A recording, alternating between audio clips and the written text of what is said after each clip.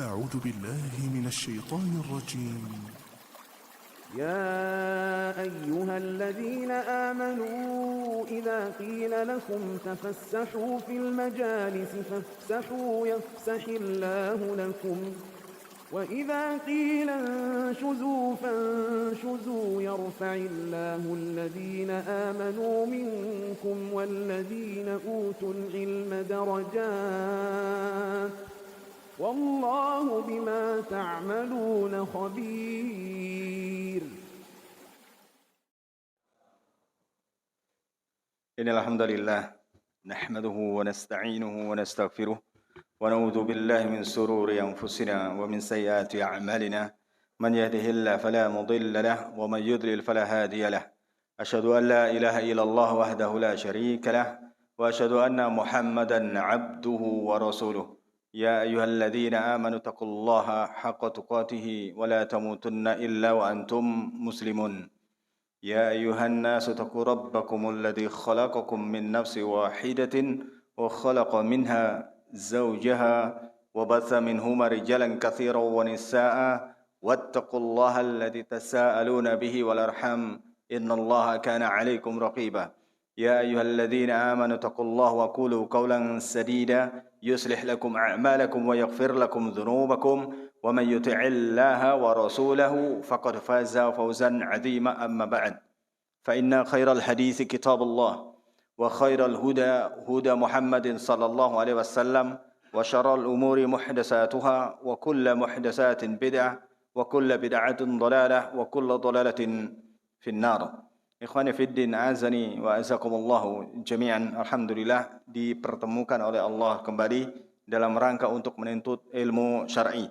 Dan tidak lupa senantiasa kita ingatkan kepada diri kita dan kawan-kawan sekalian yang hadir bahwasanya untuk senantiasa mengikhlaskan diri, mengikhlaskan hati kita. Kita duduk di sini, datang kemari dalam rangka untuk mencari ridha Allah Ta'ala. Tidak ada tujuan yang lain. Karena tujuan ilmu syar'i itu adalah untuk mencari ridha Allah, yang kemudian ilmu tersebut bisa diamalkan di kehidupan kita sehari-hari. Itu tujuan utamanya. Apapun bentuknya ilmu syar'i tersebut. Taib. Karena waktunya singkat, kita langsung saja. Kemarin kita sampai kepada al-umuru bimaqasidiha. Insyaallah taala sudah selesai. Kita kemarin terakhir pembahasan tentang contoh-contohnya. Itu adalah kaidah pertama yang besar. Kemarin kita sudah sampaikan ada beberapa kaidah yang besar, antara 5 sampai 6 kaidah yang besar dalam kaidah fikih.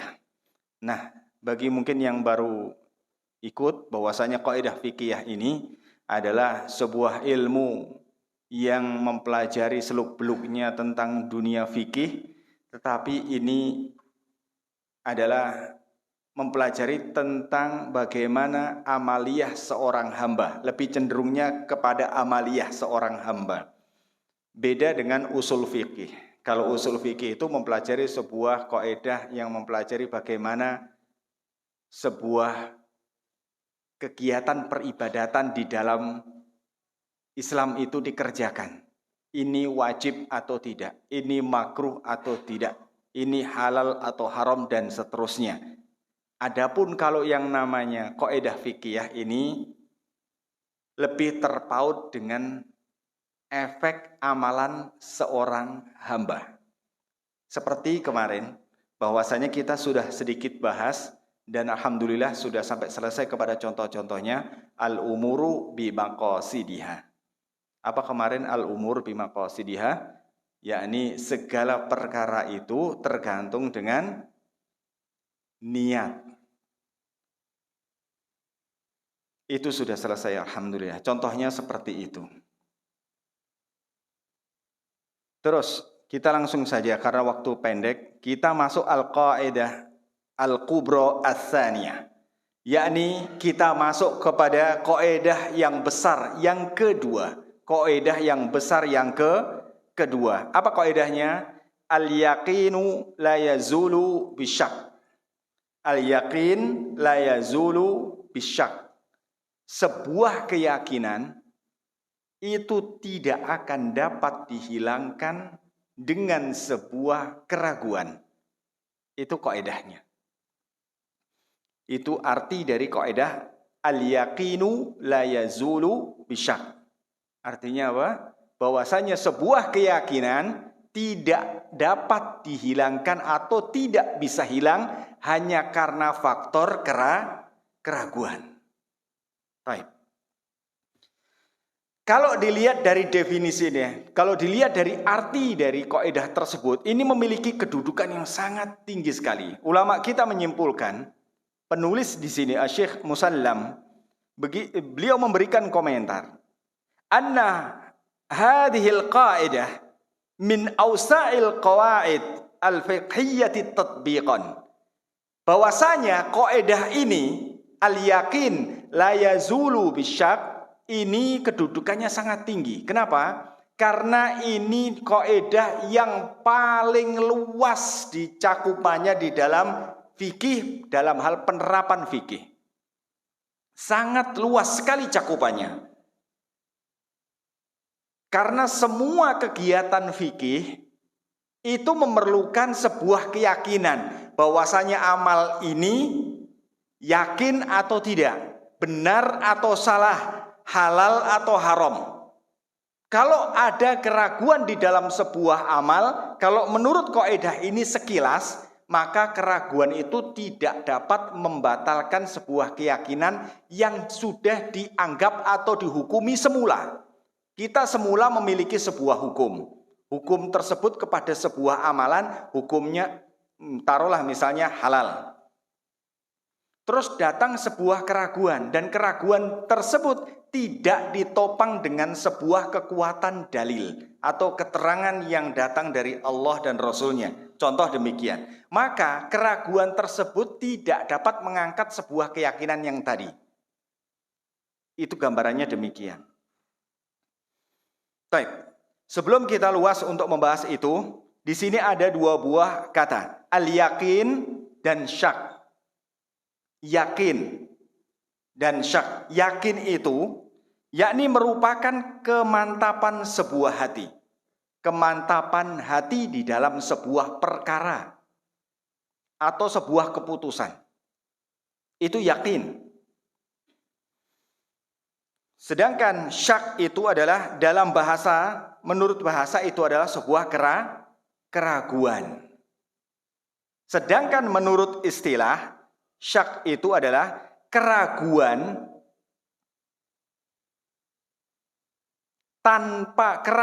terhadap permasalahan yang ada tanpa bisa menentukan di antara salah satu dari masalah tersebut. Misalnya dia terdapat dua masalah di hadapan dia.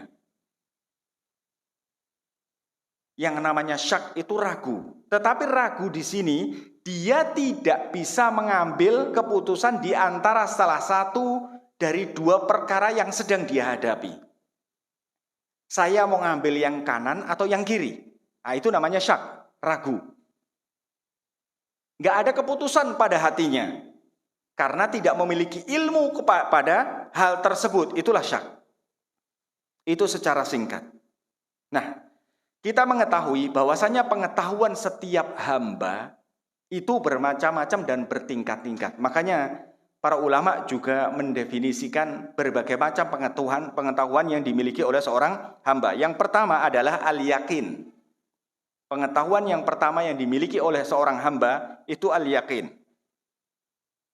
Al-yakin adalah kemantapan sebuah perkara yang berada di hadapan kita berdasarkan dalil. Jadi kemantapan hati untuk menghadapi sebuah perkara berdasarkan dalil. Itulah yakin. Jadi yakin itu kalau dia mantap dengan sebuah perkara yang dia pilih namun berdasarkan dalil. Jadi bukan karena prasangkaan semata, oh ini kira-kira demikian. Tidak. Itu ya yakin. Terus kemudian di sini ada dzon.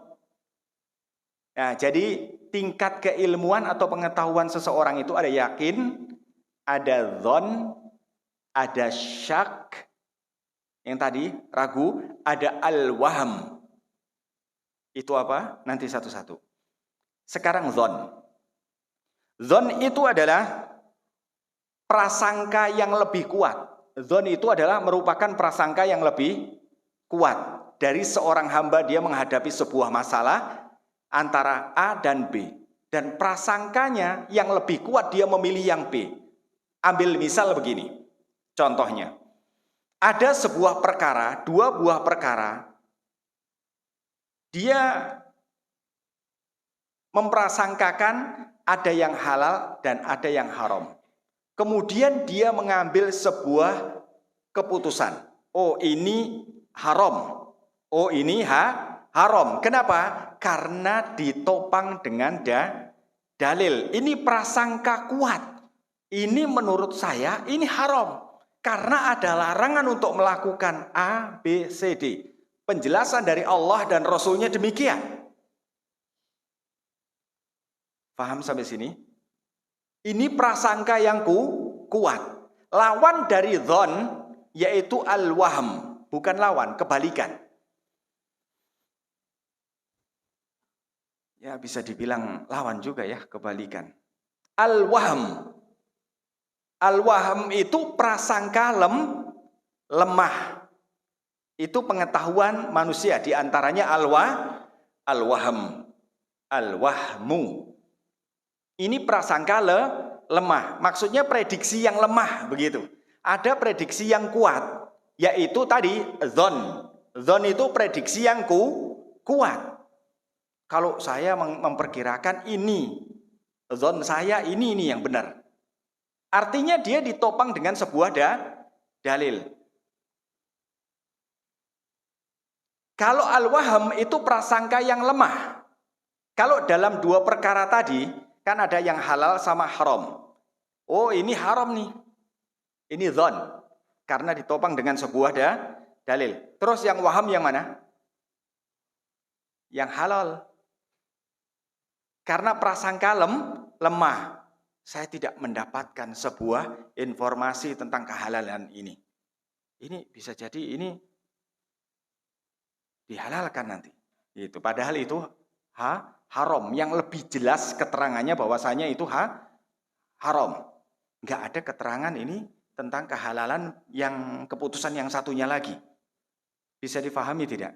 Kalau yang dzon tadi, dia lebih kuat prasangkanya bahwasanya itu adalah sebuah keharaman, keputusan yang dia memilih satunya.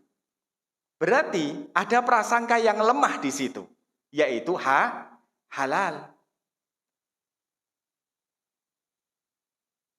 Paham tidak, ikhwah? Adapun syak. Nah, ini pengetahuan yang lain tadi syak. Apa tadi syak? Sebuah keraguan. Tetapi di sana bedanya al-wahm sama dzon itu bedanya dia tidak memiliki keputusan untuk memilih yang kanan atau yang kiri, yang halal atau yang haram. Paham bedanya? Jadi di sana ada al-yakin. Ada apa lagi? Dzon. Terus syak, ada al-wahm. Dzon tadi apa, ikhwah? Prasangka yang apa? Yang kuat. Ini saya yakin. Kenapa? Karena ditopang dengan keterangan dari Allah dan Rasulnya A, B, C, dan seterusnya. Itu dzon. Jadi dzon sama al-wahm itu beda tipis. Makanya ini perlu konsentrasi. Memang pelajaran ini memang perlu pembagian ini, keterangan ini, gitu. Ya. Jadi makanya agak fokus sedikit belajarannya. Baik. Nah, selain pengetahuan seorang hamba, tingkat ketidaktahuan seorang hamba juga bertingkat. Namanya kalau bahasa Arab al-jahlu. Apa itu? Kebodohan. Al-jahlu. Al-jahlu itu merupakan ketidaktahuan seorang hamba. Karena ini tadi membahas tentang al-yakin. Al-yakin ini berarti sebuah ilmu yang memastikan dia tentang kemantapan hati, kan gitu. Yang ditopang dengan dalil. Makanya ini merembet kepada al-yakin, dzon, syak, sama al-wahm tadi. Paham maksudnya? Baik. Terus al-jahlu. itu merupakan ketidaktahuan seorang hamba terhadap sesuatu. Al-jahlu di sini ulama kita membagi menjadi dua. Apa al-jahlu? Jadi dua. Al-jahlu al-basit, kebodohan yang ringan. Yang kedua, al-jahlul murakkab, kebodohan yang berat. Maksudnya seperti apa? Al-jahlu al-basit, ini kejahilan yang ringan. Ini ketika dia tidak mengetahui, tidak memiliki sebuah ilmu di dalam sebuah perkara. Contohnya kalau ditanya, taruhlah misalnya yang mudah, Mas, kamu tahu tidak? 1 tambah 1 berapa? Aduh, saya belum punya ilmunya, Mas. Nanti saya belajar dulu. Misal demikian. Ini jahlul basit. Jadi kebodohan yang ringan. Sedang al-jahlul murakkab itu adalah berbicara atau menentukan sesuatu kebalikan dari waqi' atau yang terjadi dengan sebenarnya. Jadi memberitakan kepada orang lain dengan sesuatu yang berbalik dari sebenarnya. Murakkab. Kalau yang pertama tadi, kalau orang Arab bilangnya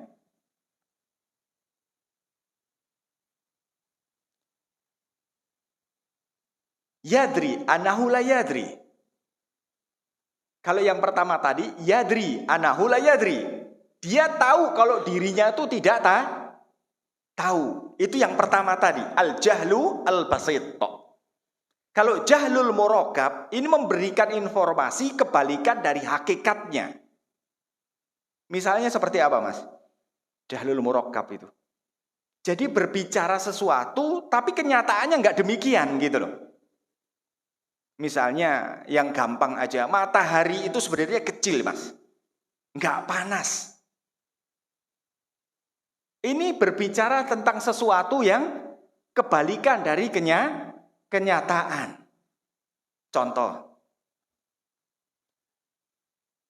Hadis ahad tidak bisa dijadikan sandaran untuk ibadah dan akidah. Katanya demikian. Ini jahlul murakkab. Kenapa? Wallahu a'lam. Para sahabat pergi untuk berdakwah ke negeri lain itu dengan seorang diri. Ini hadis ahad atau bukan? Ahad, karena cuma disampaikan dengan seorang diri. Yang disampaikan apa? Ubudullah, sembahlah Allah. Tauhidkan Allah. Sujudlah kepada Allah. Itu apa, Mas? Akidah. Kita punya Nabi namanya Muhammad. Kita punya Allah, punya Tuhan namanya Allah.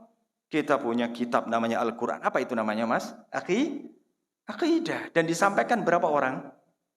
1 sahabat. Misalnya contohnya adalah Mu'adz bin Jabal pergi ke mana? Yaman. Iya, 1. Nah, kebalikan. Ya seperti tadi, matahari itu enggak panas, matahari itu kecil dan seterusnya. Baik. Itu tentang kejahilan.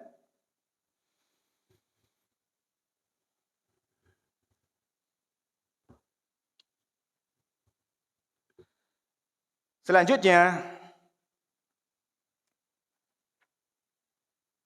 makna dari kaidah ini adalah kaidah al-yakin la yazulu bisyak. Ini maknanya apa?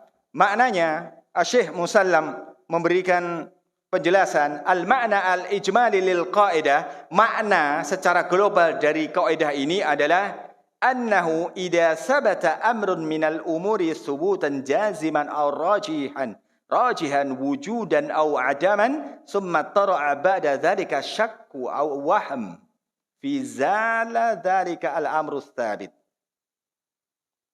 fi zawali dhalika amru thabit fa innahu la yultafat ila dhalika syak al-wahm bal yuhkam bi baqa'il amri thabit ala ma sabata alaihi. Intinya kata beliau, jika telah tetap sebuah perkara. Artinya tetap sebuah perkara ini hukumnya telah tetap di dalam sebuah perkara. Ini halal, ini haram, ini boleh, tidak boleh, ini makruh, tidak makruh, dan seterusnya. Sudah tetap hukumnya. Kalau sudah tetap, summa tara'a ba'da dzalika syak, kemudian terdapat tiba-tiba di tengahnya sebuah perkara, yaitu keraguan. Setelah dia yakin dengan perkara yang dia fahami, kemudian tiba-tiba muncul keraguan padanya. Maka seperti ini kata beliau, yuhkam bi baqail amr as-sabit ala ma sabata alaihi. Maka dihukumi dengan sebuah perkara yang sudah tetap sebelum munculnya keraguan. Berarti kalau misalnya yakin saya memiliki hak untuk mengambil barang ini, kemudian muncul rasa keraguan. Saya berhak enggak ya? Tapi saya punya bukti. Ini dia. Oh iya, berarti keraguan itu tidak bisa mengalahkan sebuah keyakinan. Insya Allah nanti akan dipermudah dengan contoh. Baik. Itu makna bahwasanya keyakinan yang terdahulu tidak akan bisa hilang dengan munculnya sebuah keraguan yang datang di tengah-tengah amal seorang hamba. Maka hukumnya dihukumi sebagai hukum yang telah dia yakini sebelum munculnya keraguan tersebut. Begitu. Taib. Dalil yang melandasi al-yaqin la yazulu bisyak, dalil yang melandasi kaidah yang kedua ini adalah wa ma yattabi'u aksaruhum illa dhann. Ini surat Yunus ayat 36, Yunus 36. Wa ma yattabi'u aksaruhum illa dhanna. Inna dhanna la yughni minal haqqi syai'a. Dan kebanyakan mereka tidaklah mengikuti kecuali sebuah dhon. Inna dhanna, bahwasanya sesungguhnya dhon itu tidak mencukupi bagi dia ketika dihadapkan dengan sebuah kebenaran. Jadi enggak mencukupi. Artinya di sini adalah beliau menjelaskan al-halah allati yaqa'u biha ilmun bihaqiqati syai' wala bisihhati. La yaqa'u fiha. Jadi di sini bahwasanya dhon itu adalah tidak memiliki sebuah ilmu untuk memenuhi syarat sebuah keyakinan. Maka ini tidak bisa dihadapkan dengan sebuah kebenaran. Maka di sini kebanyakan mereka tidak mengikuti kecuali prasangka. Sesungguhnya prasangka itu tidak sedikit pun berguna untuk mencapai kebenaran. Seperti itu kira-kira. Ini dalil dari Alkitab. Adapun dalil dari As-Sunnah, mungkin kita sudah sering dengar bahwasanya dalil dari As-Sunnah, bahwasanya ada seorang laki-laki, dia seakan-akan merasa ada yang keluar dari perutnya. Terus kemudian diadukan kepada Rasulullah SAW. Kemudian jawaban Rasulullah SAW apa?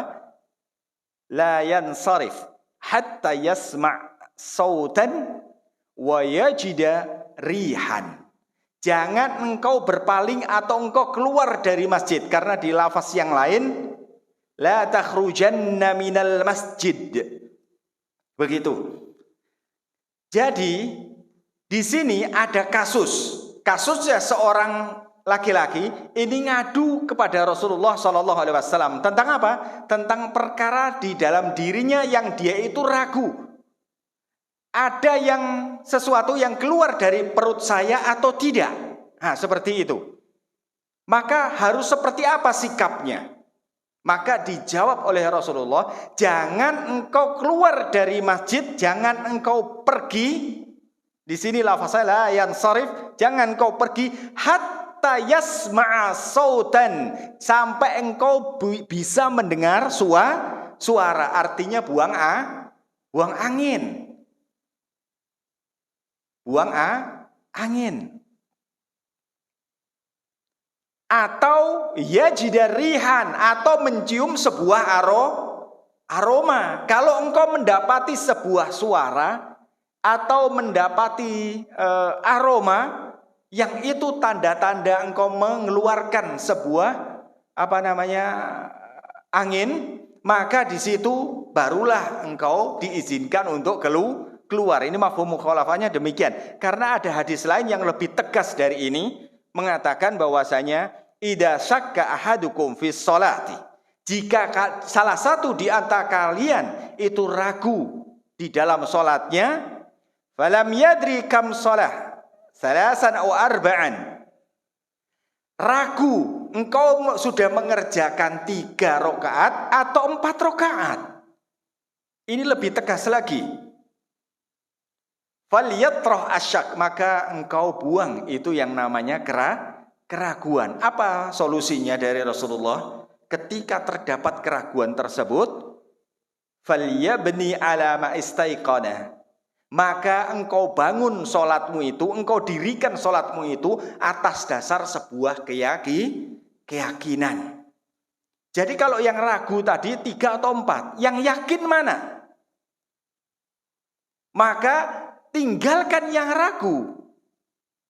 Nah, ini perintahnya. Ini yang mendasari kaidah yang pertama tadi. Kaidah yang kedua ini al-yakin la yazulu bisyak. Bahwasanya keyakinan itu tidak bisa dihilangkan atau tidak hilang hanya karena dengan keraguan. Maka di sini Nabi kita Muhammad SAW lebih jelas bahwasanya apabila salah satu di antara kalian sholat 3 rakaat atau 4 rakaat, saya sudah sholat 3 atau 4 ya? Kok saya tidak ingat?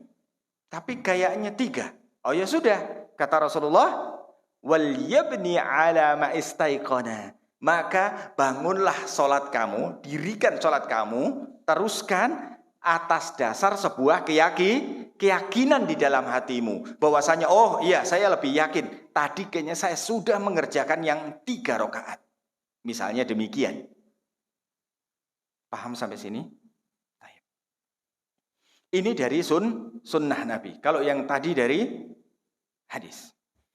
Nah, sekarang dari ijma. Jadi dalilnya ini, dalil sebuah kaidah ini dari hadis, dari Al-Quran, dari ijma. Ijma'nya, beliau menjelaskan diri, faqad ajma'al ulama'u ala asli al-amali bihadhihi al-qa'idah wa in ikhtalafa ba'd tafsilatiha, qala al-Qarrafi, fahadhihi qaidatun mujma'un 'alaiha. Ini kata al-Imam Al-Qarrafi bahwasanya kaidah ini kaidah yang sudah disepakati semuanya. Sudah disepakati semuanya. Walaupun ada ikhtilaf kata beliau di dalam rincian daripada kaidah ini. Adapun secara global al-yakin la yazulu bisyak, ini mujma', sepakat para ulama tentang hal ini. Ini kata beliau dicantumkan dan dikomentari oleh beliau sendiri. Itu tentang dalil yang datang dari Alkitab, Sunnah, dan Ijma'. Taib. Sekarang selanjutnya adalah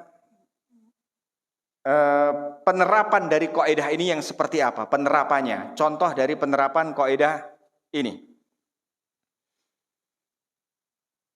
Misalnya kita contoh penerapan kaidah al-yakin la yazulu bisyak. Sebuah keyakinan tidak akan mampu dihilangkan dengan sebuah keraguan. Misalnya kita sedang berjalan di tengah kampung atau di tengah pemukiman. Tiba-tiba ada air jatuh dari atas, yang mungkin dari salah satu pemukiman masyarakat. Ternyata mengenai Mengenai baju kita. setelah mengenai baju kita, di situ timbul peperangan di dalam pikiran kita. Ini najis atau tidak? Nah, seperti itu. Air ini najis atau tidak? Nah, seperti ini, maka kita hukumin sebagai sebuah keyakinan bahwasanya asalnya air itu adalah tidak najis. Kapan kita hukumi najis? Sampai ditemukan aroma dari air tersebut. Misalnya air, ini pesing. Wah, ini pasti yang namanya air kencing. Mungkin bekas mandinya anak-anak, dibuang tiba-tiba kena ke kita dan seterusnya. Nah, terus kemudian contoh yang lain adalah, itu contoh pertama. Yang kedua adalah, barang siapa yang telah sah nikahnya, terus dia ternyata ragu, telah mengucapkan talak atau tidak. Dia yakin nikahnya sah. Nikahnya sah. Oh, ini istri saya, betul. Kemudian muncullah mungkin percekcokan atau apa, dan seterusnya, permasalahan. Itu sampai muncul perkataan dan seterusnya yang menyebabkan kemarahan dan luar biasa. Nah, dari situ muncul keraguan. Aduh, itu ucapan saya kira-kira bisa memunculkan saya ini sah atau tidak pernikahan saya. Nah, ini antara yakin dia itu istri saya, dan yang kedua itu sah atau tidak talaknya. Kan dia masih ragu. Maka kita hukumi yang yakin. Yang yakin dia tetap istri kita. Gitu. Kalau gitu, wah kita ini sudah, ini nih masih masuk masa idah nih, kita jauhan dikit. Kan gitu. Kita hukumi sesuatu yang yakin. Begitu juga contohnya misalnya ada orang yang pergi dari rumah. Nah, ini hubungannya sama waris. Orang pergi dari rumah sudah lama sekali, bertahun-tahun. Atau mungkin berapa bulan, nggak ada kabar dan seterusnya. Dia pergi. Terus kemudian setelah itu, gimana nih warisnya? Boleh dibagi atau tidak? Tidak boleh dulu untuk pembagian seperti itu. Kenapa? Karena belum yakin kalau dia mati. Belum yakin, ada keyakinan wafat. Karena pada asalnya hukumnya dia yakin hidup. Sampai ada berita yang menjelaskan bukti nyata dia itu wafat. Barulah itu nanti efeknya kepada waris. Jadi kalau dia pergi pun juga seperti itu. Harus diyakini dulu bahwasanya dia itu sudah mati atau belum. Wah, dia udah lama pergi, udahlah kita bagi aja. Wah, Masya Allah. Ini daripada nungguin kan gitu. Kelamaan nih nanti. Nah, itu beberapa contoh penerapan yang kita bisa ambil dari kaidah ini.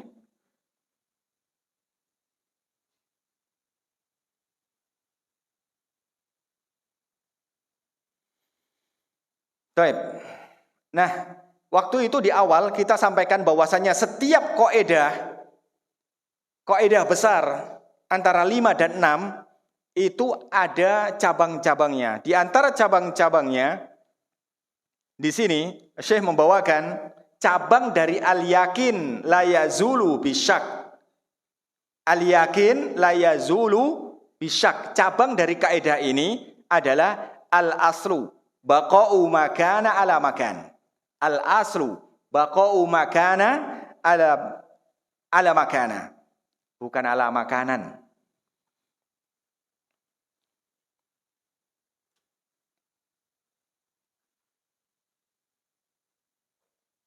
Pada asalnya sesuatu itu tetap seperti sebagaimana hukum semula.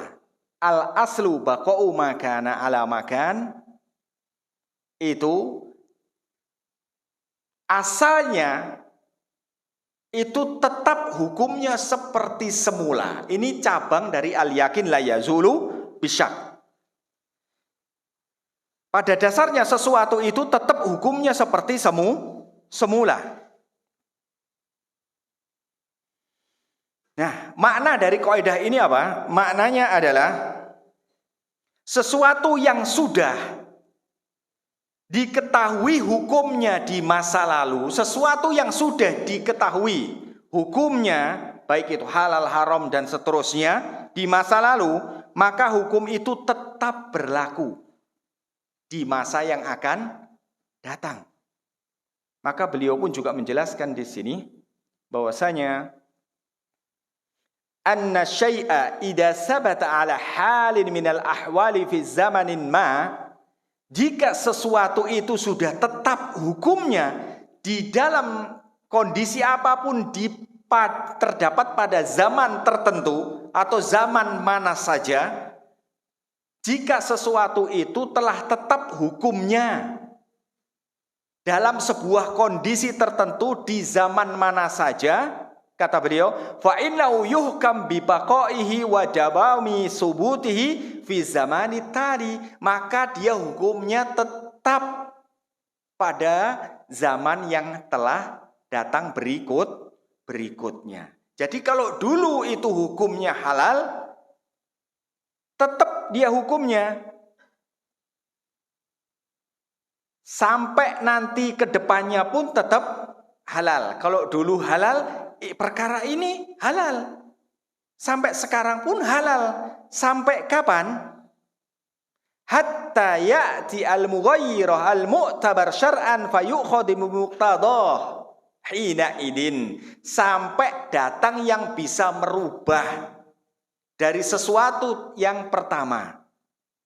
Maka kita ambil hukum perubahan itu yang terkandung pada perubahan tersebut, yang dulunya halal, sampai datang sesuatu yang menjelaskan bahwasanya itu bisa menjadi haram karena ada keterangan yang lain yang menjelaskan begini dan begitu.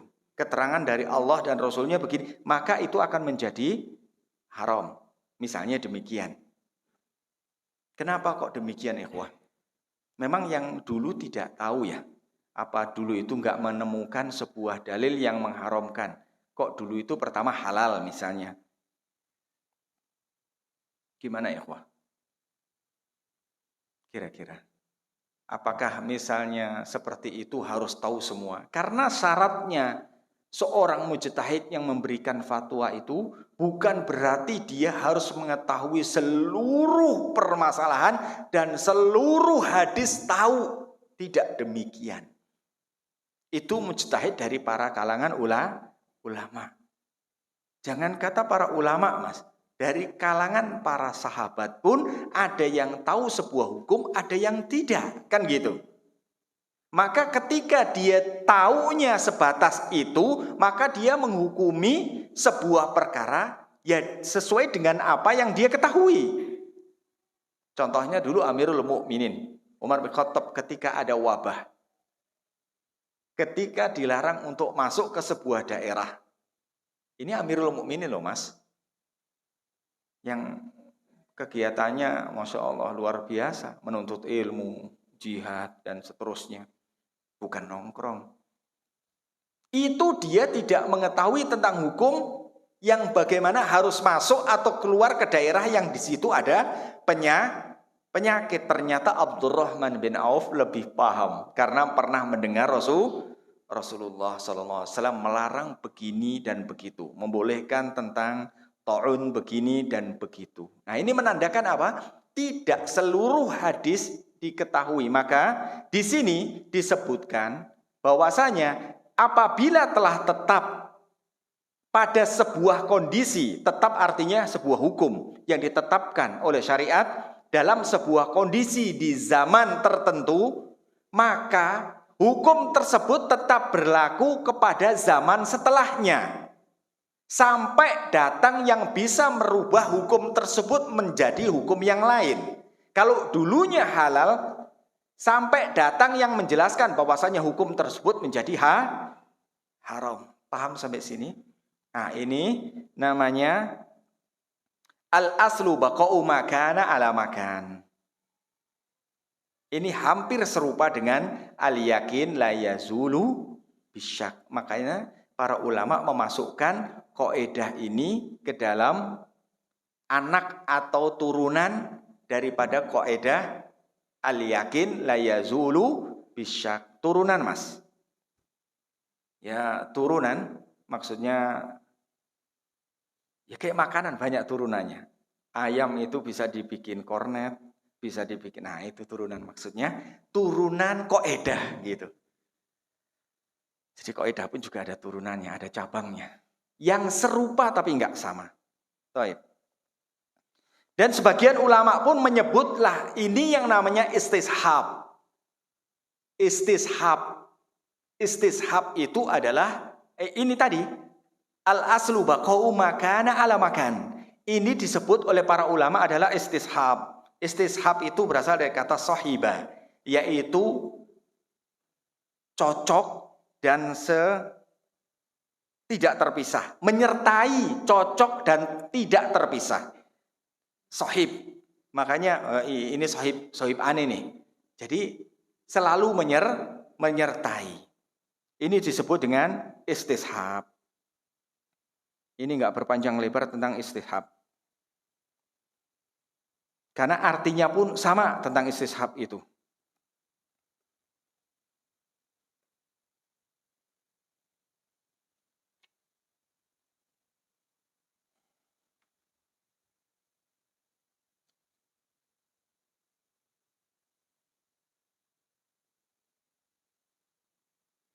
Baik. Cabang yang selanjutnya, cabang dari al-yakin la yazulu bisyak. Cabang yang selanjutnya adalah al-aslu fil asya al-ibahah. Al-aslu fil asya al-ibahah. Pada asalnya semuanya itu di dalam sebuah perkara itu boleh. Al-aslu fil asya al-ibahah. Ini pada asalnya setiap perkara itu boleh.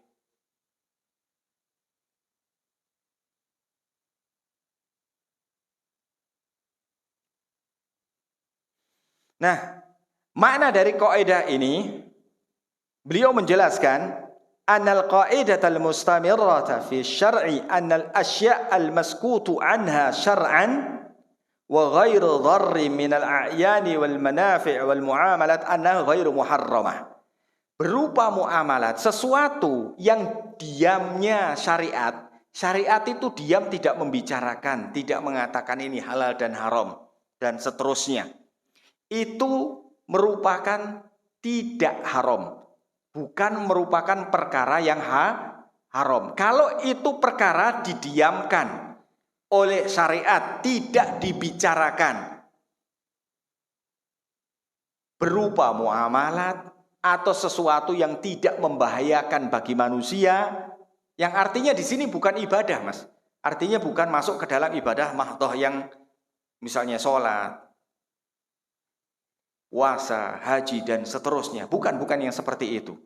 Maksudnya di sini adalah sesuatu yang diamnya syariat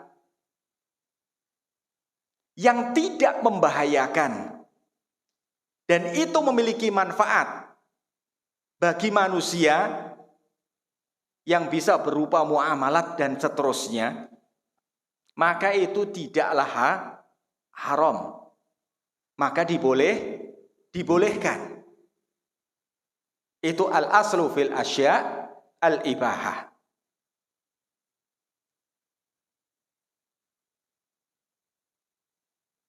Nah, salah satu dalil yang menjelaskan tentang ini, artinya gini, Mas. Al-aslu fil asya' al-ibahah. Kalau dari dalil yang akan kita sebutkan ini, ringkas maknanya adalah bahwasanya sesuatu yang ada ini semuanya dibolehkan. Sampai datang pelarangan ini haram. Al-aslu fil asya al-ibahah. Segala sesuatu itu boleh. Contohnya, dalilnya yang mendasari kaidah ini adalah di sini beliau menyebutkan Al-An'am 145. Al-An'am 145. Qul la ajidu fima uhiya ilayya muharraman ala ta'amin yad'amuhu. Katakan wahai Muhammad, saya tidak menemukan di dalam wahyu yang diwahyukan kepada saya sebuah keharaman terhadap makanan yang hendak dimakan. Jadi tidak didapatkan sebuah keharaman sesuatu yang diwahyukan. Terus selanjutan ayatnya, illa ayyakuna mayyitan, kecuali mayit. Nah, di sini perhatikan bahwasanya yang kalimat pertama, qul la ajidu fima uhiya ilayya muharraman ala ta'amin yat'amuhu. Ini adalah al-aslu fil asya al-ibahah. Segala sesuatu itu boleh kecuali, dikecualikan. Ada yang diharamkan. Yang tadinya sesuatu itu tidak didapati keharaman kecuali satu di sini, illa ayyakuna mayitan au damal masfuh, kecuali mayit atau darah yang mengalir atau lahmal khinzir. Itu baru haram. Apa lahmal khinzir? Daging babi. Jadi semuanya boleh, tetapi kecuali mayit, darah yang mengalir sama daging babi. Kayaknya kita adzan dulu. Baik, fadhil.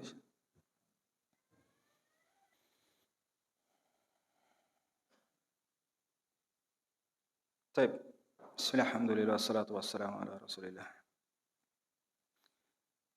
Al-aslu fil asya al-ibahah. Al-aslu fil asya al-ibahah. Pada asalnya segala sesuatu itu boleh.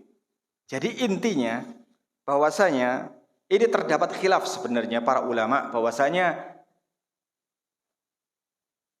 ada yang mengharamkan, ada yang menghalalkan, ada yang tawakuf dan seterusnya. Nah, intinya kalau kita telaah dari khilaf mereka, segala sesuatu itu kalau tidak disebutkan dengan tegas hukumnya, maka dibolehkan. Seperti apa misalnya yang tidak tegas contohnya?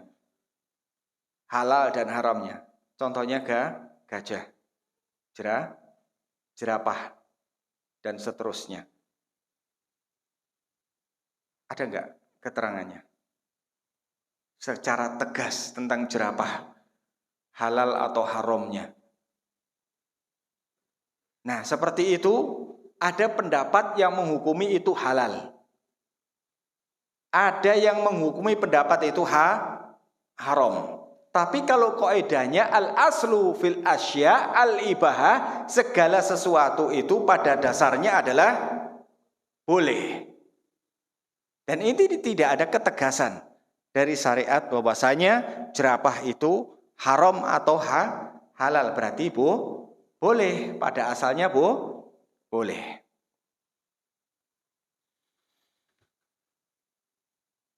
Nah, itu al-aslu fil asya al-ibahah. Jadi ini sebenarnya mempermudah bagi kita ikhwah. Namanya kaidah yang ini nih memberikan kabar gembira kepada kita semua. Kenapa? Ternyata yang dibolehkan di muka bumi, yang diciptakan Allah ini lebih banyak daripada yang diharamkan. Tadi kan sudah disampaikan bahwasanya katakanlah tidak ada keharaman yang diwahyukan kepada saya. Makna ayatnya kan demikian. Kecuali, nah berarti semuanya boleh. Kecuali mayit, yaitu bangkai. Itu tidak boleh. Yang kedua, darah yang mengalir. Damun masfuhun. Ya ini darah yang mengalir, itu tidak boleh. Yang ketiga, lahmul khinzir, itu juga tidak boleh. Jadi yang dilarang di dalam Islam sebenarnya sedikit, selebihnya yang nggak dilarang boleh. Nah, ini sebenarnya merupakan kabar gembira bagi kita semua, kalau kita sadar atau tidak sadar. Nah, seperti itu. Makanya kadang aneh juga kalau ada yang mengatakan, waduh, Islam ini dikit-dikit dilarang, dikit-dikit dilarang. Bukan dikit-dikit dilarang, justru yang dibolehin itu banyak sekali. Dan ketahuilah ikhwah, bahwasanya tidaklah Allah dan Rasulnya melarang kecuali di situ ada mafsadat. Dan tidaklah Allah dan Rasulnya itu memerintahkan kepada halal dan haram kecuali di situ ada maslahat. Itu kaidahnya. Kaidahnya, pastilah yang dilarang itu ada mafsadat, ada kerusakan bagi makhluk. Itu jelas. Dan apa yang diperintahkan, walaupun terkadang kita berat, seperti itu, tapi itu mendapatkan maslahat, pasti ada. Wallahu alam, dulu ada sebuah riset, mungkin kalau salah bisa diluruskan, bahwasanya kita diperintahkan. Nah, tadi kan membicarakan masalah perintah dan larangan. Kalau kita diperintahkan untuk makan dengan tangan, kan gitu ya? Wallahu alam, risetnya mungkin barangkali nanti ada yang meluruskan bahwasanya kenapa kita diperintahkan makan menggunakan tangan. Kita tadinya tidak tahu bahwasanya kenapa kok ternyata diminta untuk pakai tangan, khususnya tangan kanan. Ternyata setelah diteliti, di tangan itu terdapat sebuah enzim yang membantu pencernaan perut. Nah, bagi orang yang beriman, Mas, ini tidak perlu ngecek ini ada enzim atau tidak. Kalau ada, saya beriman kepada sunnah Nabi. Lah, orang beriman, sami'na wa ta'ana. Wah, ini kalau nggak ada enzim, wah ini ada enzim udah ditemukan. Saya yakin banget berarti sekarang. Lah kemarin ngapain aja, Mas? Kan gitu. Nah, ini closingnya demikian. Ini penutupnya, bahwasanya ini nyangkutnya ke akidah juga ini. Apakah kalau sudah datang larangan baru kita percaya bahwa larangan itu pasti muncul mudorot? Kalau sudah terbukti muncul mudorot, baru kita yakin. Terus kalau diperintahkan kepada sesuatu, ternyata ada manfaatnya, baru kita yakin. Apakah seperti itu tingkah kita sebagai seorang mukmin? Tentu tidak. Makanya di sini dikatakan ini yang dilarang, ini yang dibolehkan, ini yang halal, ini yang haram. Kita sebagai seorang mukmin sami'na wa ta'ana. Maka diberitakan dengan berita yang sangat bagus dari kaidah ini. Al-aslu fil asya al-ibahah. Pada dasarnya segala sesuatu itu dibolehkan. Seperti itu. Baik.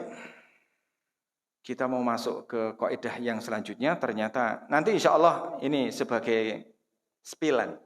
Ini kisi-kisi untuk pertemuan selanjutnya. Al-masyaqqatu tajlibu taisir. Al-masyaqqatu tajlibu taisir. Ini kesusahan atau keberatan itu bisa menghasilkan kemudahan. Itu nanti insyaallah ta'ala di pertemuan yang selanjutnya. Ini banyak ana ringkas. Ana ambil sesuatu yang memang diperlukan untuk kehidupan sehari-hari. Seperti tadi. Al-aslu baqa'u makana ala makan. Sesuatu itu hukumnya, ini ringkasan, sesuatu itu hukumnya dihukumi apa yang telah lalu. Sampai datang sebuah hukum yang memalingkan dari hukum sebelumnya. Baru kita hukumi dengan yang berbeda dari hukum sebelumnya. Kalau sebelumnya haram, tetap kita katakan hari ini haram. Sampai datang sebuah keputusan dari syariat bahwasanya itu halal. Ditemukan sebuah dalil. Seperti itu. Terus kemudian al-aslu fil asya al-ibahah. Al aslu fil asya al ibaha, pada dasarnya segala sesuatu itu boleh sampai datang sebuah larangan. Illa tadi disebutkan kecuali mayit atau bangkai. Semuanya boleh dimanfaatkan oleh manusia sampai datang larangan kecuali mayit atau bangkai. Tapi ini nanti pun juga terbentur sebuah kaidah. Ad-darurah tubihu mahdzurat. Nanti insya Allah kita bicarakan sampai seperti apa. Terus kemudian insya Allah kisi-kisi yang kemudian al-masyaqqatu tajlibu taisir, yakni kesulitan atau kesusahan itu membawa kepada kemudahan. Wallahu a'lam bishawab. Subhanakallahumma bihamdika asyhadu an la ilaha illa anta wa astaghfiruka wa atubu ilaik. Assalamualaikum warahmatullahi wabarakatuh.